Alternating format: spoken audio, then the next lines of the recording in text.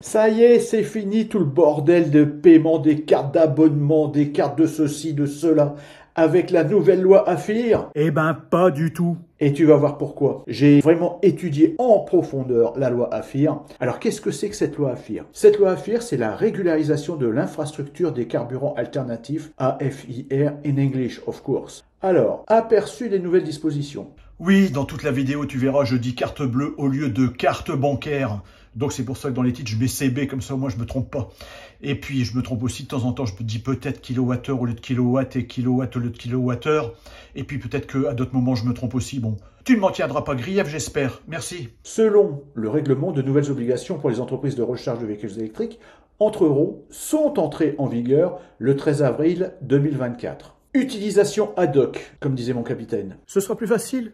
Tintin. Tous les points de recharge publics installés à partir du 13 avril 2024 devront permettre le paiement de sessions de manière anonyme, sans inscription ni contrat, et les tarifs ponctuels doivent être affichés ou disponibles sur les stations de recharge publiques. Ça veut dire quoi? Eh bien, ça veut dire que depuis le 13 avril 2024, tu peux payer sur toutes les nouvelles bornes qui viennent d'être installées depuis ce 13 avril 2024 de manière anonyme. Alors, de manière anonyme, moi, j'en connais qu'une, c'est de donner de l'argent liquide. Mais bon, là, on ne peut pas.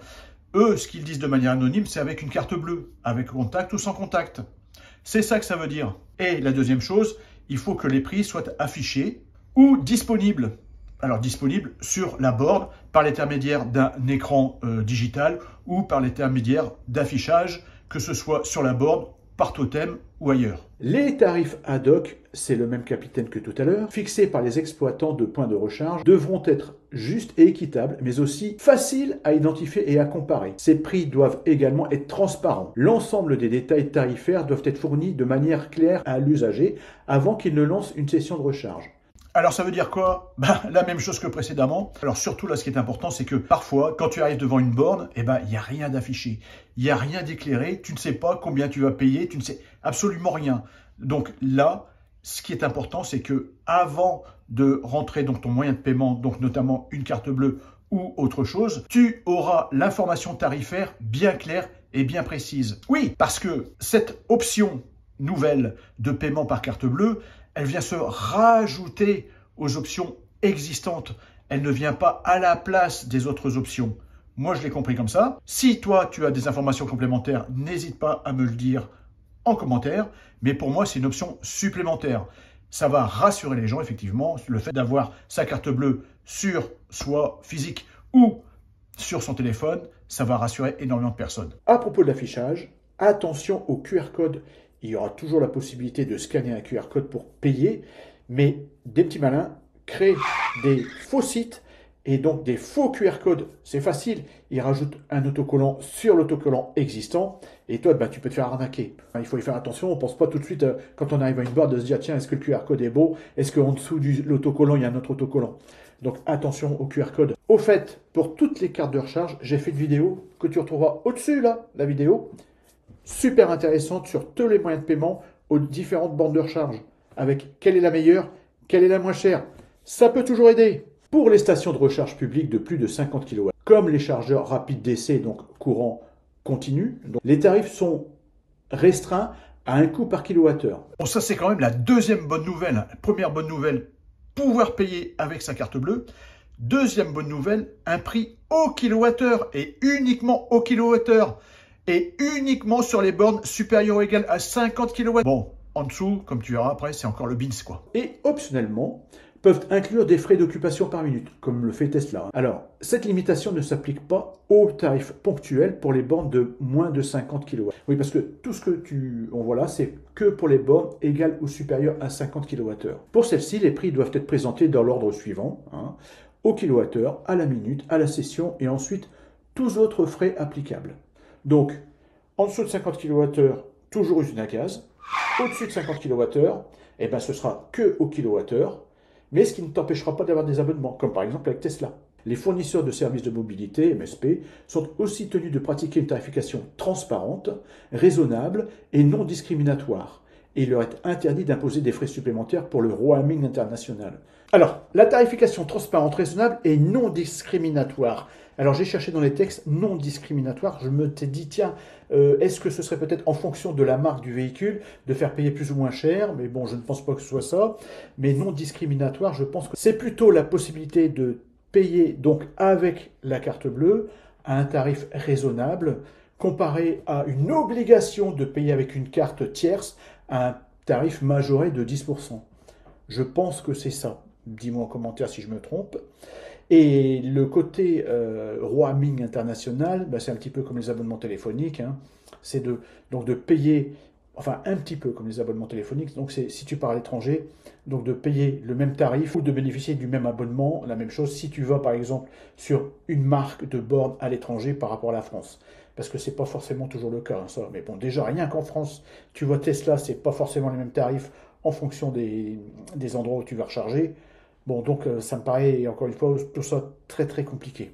Anonymat et pistage maintenant. Pas pistache, hein, pistage.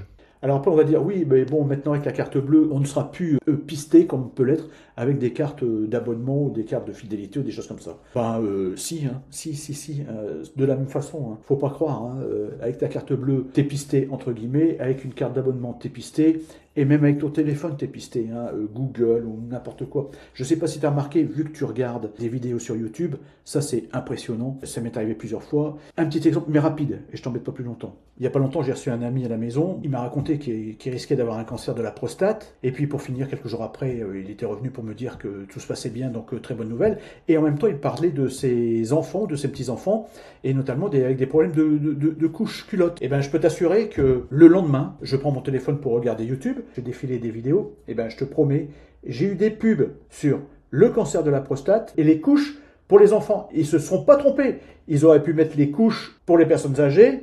Non, incroyable quoi. On est pisté, on est pisté. Et c'est pas tout, il faut que j'en parle, mais vraiment, il faut que j'en parle pas plus tard qu'hier. En famille, on discutait, on était à la recherche d'une thalasso pour ma maman. Et donc, on évoque des différents endroits, la Bretagne, la Normandie, etc., etc. Eh ben, je te le donne, Émile. Pas plus tard que ce matin, je reçois un email intitulé « Promotion moins 20% sur les thalassos à Deauville ». Non mais, t'y crois toi? C'est qu'au niveau du téléphone, il y a des réglages à faire pour éviter que ceci, cela, mais je pense que quoi qu'il arrive, on est pisté. Orwell, 1984, tu connais? Si tu connais, tu connais. Si tu connais pas, ben, lis ce bouquin, c'est génial. Bon, et encore là, c'est pas trop grave, ce n'est que commercial. Mais imagine le reste. Paiement en ligne et sans contact. Alors, selon les nouvelles directives, toute station de recharge publique de 50 kW ou supérieure, la station d'essai, installée à partir du 13 avril 2024, doit permettre donc les paiements électroniques via un lecteur de carte, terminal de paiement ou paiement sans contact. Quant aux bornes d'une puissance inférieure à 50 kW déployées après cette date, il est possible d'intégrer des solutions de paiement en ligne, telles que le paiement via un QR code, en addition ou alternative au système par lecteur de carte. Voilà. Donc pour les bornes en courant alternatif, donc les superchargeurs, à partir donc, du 1er janvier 2025, elles devront toutes être équipées d'un terminal de paiement carte bleue. Donc je ne sais pas comment ils vont faire, parce que par exemple Tesla, tu regardes les V3 et les V4, elles ont un terminal de paiement, les V1 et V2, elles n'en ont pas. Est-ce qu'ils vont rajouter un terminal central et il faudra rentrer le numéro de la borne pour pouvoir accéder au paiement, ou etc. par carte bleue? Je ne sais pas, parce que rééquiper toutes les bornes, bon, ça me paraît peut-être compliqué, ou cher, ou je ne sais pas. Dis-moi un petit peu en commentaire d'ailleurs ce que tu penses de ça. C'est une petite partie de la loi FIR. Hein. Ça concerne bien sûr aussi les camions, ça concerne les bateaux, ça concerne énormément de choses. Mais l'autre point important, il y aura une obligation à partir du 1er janvier 2025 d'avoir sur les grands axes routiers au moins d'avoir des bornes de recharge taux de 150 kW minimum tous les 60 km. Ça avance dans le bon sens.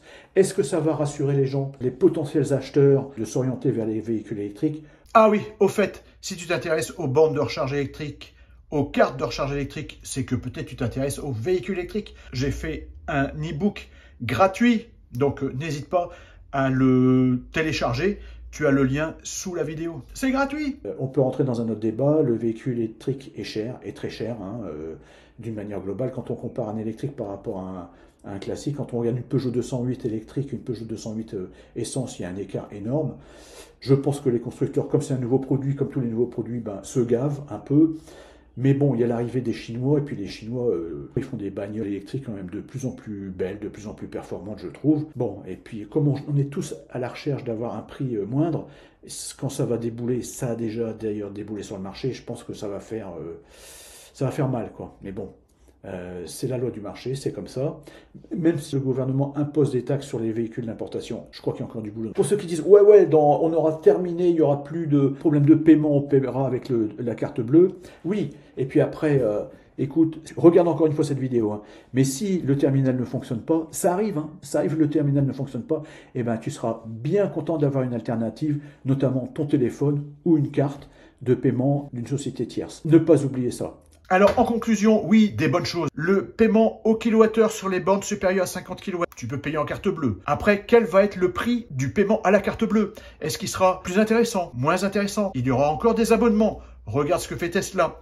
Dis-moi un petit peu ce que tu en penses. Pour moi, la carte de paiement tierce, hein, Shell, Total, ChargeMap et autres, ces cartes-là, pour moi, ne sont pas mortes. Elles auront toujours une utilité. Voilà ce que je voulais dire. N'hésite pas à laisser ton commentaire. J'espère que tu auras appris quelque chose. Écoute, je te remercie beaucoup. À bientôt.